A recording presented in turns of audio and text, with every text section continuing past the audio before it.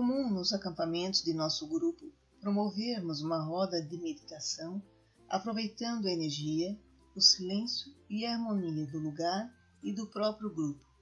Esporadicamente, nesses momentos, ocorrem algumas visualizações através de alguns membros do grupo. Observamos que as visualizações são mais comuns quando ocorre algum avistamento de luzes no céu pelos membros do grupo antes ou depois da atividade. A expressão "as montanhas são as moradas dos deuses" não deve ser por acaso. Num de nossos acampamentos, durante a concentração do grupo, ocorreu visualizações semelhantes, mas colocadas de forma um pouco distintas por duas integrantes do grupo. Ao encerrarmos a atividade, as duas integrantes expressaram as suas visualizações. Primeiro relato: visualizei um círculo com um pequeno centro e deste saíam linhas formando uma cruz e um X sobreposto à cruz, semelhante a uma roda de carroça. Então a cruz desapareceu e ficou somente o X, que passei a visualizá-lo de cima e observei ser uma pirâmide semelhante às de armar para a meditação. Segundo relato: visualizei uma formação de pedras semelhantes a tijolos prateados que formavam o mesmo X, com a cruz sobreposta e que me fez lembrar a rosa dos ventos. Se não bastasse as visualizações das formas semelhantes, coincidências nas semanas posteriores reportavam a mesma forma. A forma desta imagem, uma típica rosa dos ventos, localizada na Patagônia Argentina, chamou a atenção de uma das integrantes do grupo ao assistir o vídeo explicativo da pesquisa do brasileiro Gustavo Muniz, por ser semelhante à sua visualização. Esta rosa dos ventos foi descoberta pelo pesquisador a partir.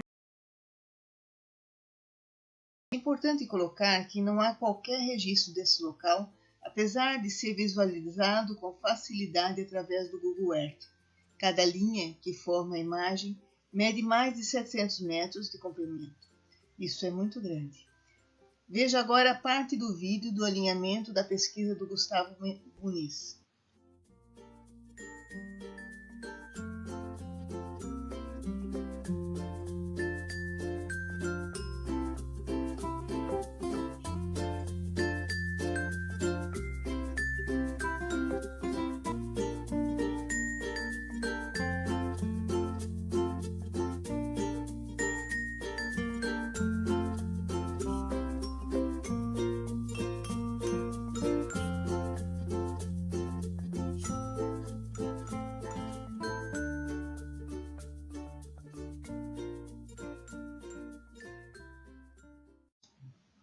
E vamos adiante.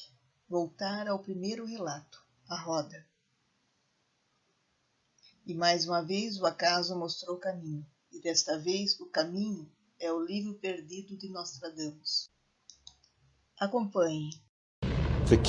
O elemento-chave desse livro, que torna a coleção de imagens tão única e importante, é uma sequência de 7 desenhos nas últimas páginas, que contam a história de como aprazar o fim do mundo, quando acontecerá o apocalipse e como será ele. Examinadas uma a uma, as 7 imagens revelam que, escondida no mundo das estrelas, existe uma história de grande dimensão. Uma coisa que fascinava Nostradamus é que havia um 13º signo do zodíaco. Nós temos 12 signos no mundo hoje. O signo 13 ficava entre Sagitário e Escorpião, Ofiuco ou Serpentário. Ofiuco é chamado o signo secreto, e notem que é o 13º, o número do azar, de acordo com a numerologia.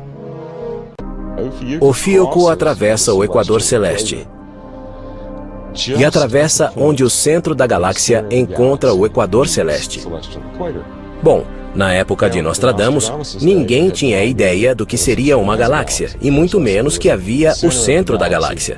O grande alinhamento se dará quando o Sol nascer perfeitamente alinhado com o centro da galáxia. Experimente ler Nostradamus. Ele sabia que o símbolo oculto, ou seja, o signo secreto, era o centro da galáxia onde vivemos. Sabemos que Sagitário aponta a flecha diretamente para o centro da galáxia, onde está Ofiuco, certamente representada pelo pergaminho ao lado do livro. Isso significa uma só coisa. No momento do alinhamento, nesse momento grandioso e assustador, o conhecimento da árvore do Jardim do Éden será revelado. Os pesquisadores apontam para a imagem 66, a primeira da sequência. O Sol enfatiza sua importância na data da grande mudança de nosso planeta. A 67 indica que a constelação de Ofiuco também terá seu papel. A imagem seguinte leva-nos adiante no tempo. Mostra a estrela de 8 pontas, ou a roda de 8 raios no alto. Também mostra a árvore da vida sendo invadida por um monstro. No céu, traçando uma linha do ferrão do Escorpião até a ponta da flecha do Sagitário, ela passa direto pelo centro da galáxia. O espaço entre Escorpião e Sagitário passa a ser muito importante. Essa imagem, acrescida do Cordeiro Pascal, do Cordeiro da Revelação, passa a noção de que ela representa o fim dos tempos. Nessa imagem, vemos novamente a roda de 8 raios no alto. Talvez seja melhor eu explicar a importância da roda de 8 raios. No céu, existe uma grande cruz. Ela não se move e se forma do centro da galáxia para a ponta dessa galáxia e do ponto central do equador celeste até o extremo sul do mesmo equador. Essa é a cruz divina. Aqui embaixo temos a cruz mundana, formada pelos ângulos entre o equinócio e o solstício. Assim, a cruz de 8 braços, estrela de 8 pontas ou braços, a roda de 8 raios, enfim. Ela representa o alinhamento no espaço e no tempo entre a cruz divina lá em cima e a cruz mundana de baixo. A grande curiosidade é que esse alinhamento acontece apenas uma vez a cada 13.000 anos. Essas cruzes não se alinham desde o ano 11.000 a.C., há cerca de 13.000 anos, portanto.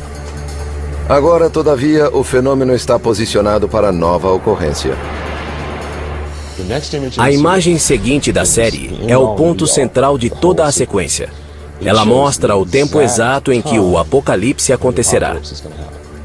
No alto, vemos o alinhamento da cruz divina com a cruz mundana.